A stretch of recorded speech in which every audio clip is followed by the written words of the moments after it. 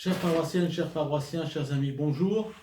Je vous ai promis d'être actif sur cette chaîne et de vous proposer, non pas seulement le dimanche, mais aussi en semaine.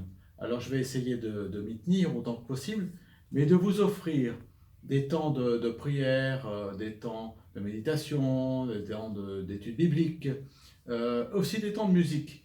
Et donc, j'ai voulu aujourd'hui commencer par vous faire connaître quelqu'un que je connais bien, parce qu'il a été mon professeur d'hébreu dans mon parcours. Et c'est quelqu'un que je trouve extraordinaire.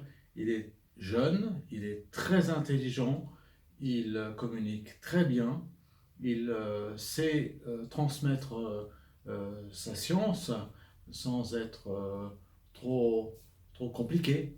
Et donc, je voudrais aujourd'hui commencer par vous le faire connaître. Aujourd'hui, vous aurez donc un reportage sur Michael Langlois. Et si cela vous plaît, eh bien, faites-moi signe par un message pour me dire que cela vous a plu. Et je pourrai alors poursuivre en vous faisant connaître d'autres reportages qu'il a tournés, peut-être un peu plus compliqués, qui demandent un peu plus d'attention, mais qui sont très enrichissants pour notre culture chrétienne et notre culture biblique. Alors, je vous souhaite eh bien, bon reportage et à bientôt.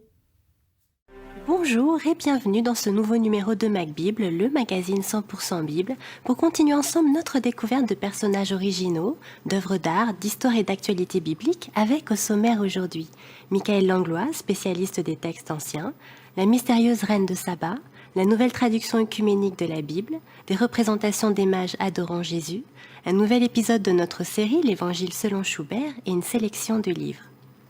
Chercheur au Collège de France, spécialiste de littérature hébraïque et araméenne, Michael Langlois transmet sa passion des Écritures en enseignant dans différentes universités. Il participe également à la traduction de textes extraits de la bibliothèque de Qumran, éditée par les éditions du Cerf. Il nous parle de ses motivations et de sa relation au texte. Rencontre. L'Université de Strasbourg compte parmi ses formations de la théologie. Enseignant-chercheur au Collège de France, Michael Langlois est ici à Strasbourg, dans la faculté de théologie protestante, maître de conférences en Ancien Testament. La Bible, c'est la transmission. En fait, à chaque fois, on a des hommes qui reçoivent un message, qui l'élaborent, qui peut-être le reformulent, l'actualisent et le transmettent. Et effectivement, l'enseignement aujourd'hui, c'est également cela.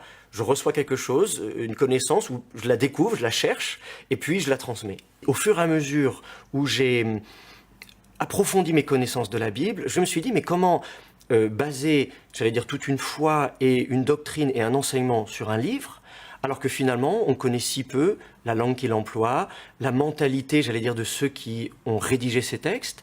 Et c'est pour ça que je me suis de plus en plus rapproché de cette étude philologique de la Bible. La philologie, c'est l'étude des langues, en particulier ici des langues orientales, anciennes, et puis ensuite dégager de ces textes les informations qu'ils contiennent. Ces informations peuvent être d'ordre historique, peuvent être d'ordre religieux, et ça nous permet ainsi de pouvoir replacer la Bible dans le contexte général du monde qu'il a vu naître. En dehors des cours officiels qu'il enseigne, l'hébreu par exemple, Michael Langlois a depuis le début de l'année développé une fois par semaine, à la place du repas de midi, un nouveau cours facultatif. Mais dans le Deutéronome, vous allez avoir... Les cours que nous avons ici présupposent que les étudiants arrivent en connaissant leur Bible, ce qui n'est pas le cas. Alors, on a eu l'idée de se rassembler et, j'allais dire, de lire la Bible ensemble. C'est-à-dire on va expliquer livre après livre la structure, le plan, les enjeux théologiques, et puis on va faire un petit commentaire rapide de chaque chapitre en mettant l'accent sur ce qui est important pour que les étudiants puissent voir un petit peu, d'ores et déjà, j'allais dire, ce qui va être amené à être une base de discussion dans d'autres cours qui, eux, bien sûr, se focaliseront davantage sur tel ou tel texte. Et donc on a ce créneau horaire, puisque c'est un cours qui est totalement hors cursus, c'est vraiment, j'allais dire, plus par plaisir et par désir d'étudier la Bible. Les outils que j'ai pu développer dans notre discipline, ils sont de deux ordres. Il y a d'une part des bases de données, pour faire une sorte de moteur de recherche, trouver rapidement une information. Le deuxième type d'outils que j'ai développé, c'est les outils de traitement d'image. En appliquant un traitement informatique de l'image, on peut comme ça, de cette façon-là, faire ressortir des détails qui sont absents du texte. Alors par exemple, ici, à la déchirure du fragment, on voit le sommet de lettres, mais le texte lui-même a disparu. On va s'intéresser à cette zone-là en particulier. Les lettres ici apparaissent bien. On voit effectivement quelques traces de lettres. Et à partir de ça, on va essayer de deviner quelles sont les lettres que l'on pourrait restituer. Un premier avait été proposé par un spécialiste il y a déjà 30 ans. Alors je fais la simulation à l'ordinateur. Je viens apposer les lettres.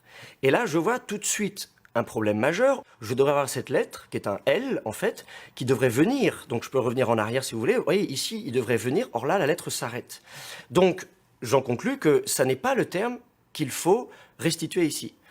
Toujours à l'aide de mon ordinateur, je peux simuler d'autres lettres et essayer un autre verbe, un synonyme. Et là, vous voyez, d'un seul coup, ça se passe beaucoup mieux. Ça me permet de confirmer des hypothèses de restitution du texte lorsqu'il est abîmé. Je me rends compte qu'il y a différentes interprétations possibles, on peut pencher de tel côté ou de tel autre. On voit même qu'au sein de la Bible, les différents auteurs ont essayé de mettre l'accent sur tel aspect plutôt que tel autre. Et le fait qu'il y ait plusieurs évangiles, par exemple, qui racontent parfois les mêmes événements de la vie de Jésus, mais justement sous des angles différents, parce qu'on veut insister sur des éléments différents. Et ça m'a poussé à avoir une foi plus proche peut-être d'une relation au Christ, et peut-être moins une foi dans la Bible. Surtout telle qu'on l'a aujourd'hui, une Bible en un seul volume avec une couverture. Ça, pour moi, je me rends compte qu'il faut être beaucoup plus prudent.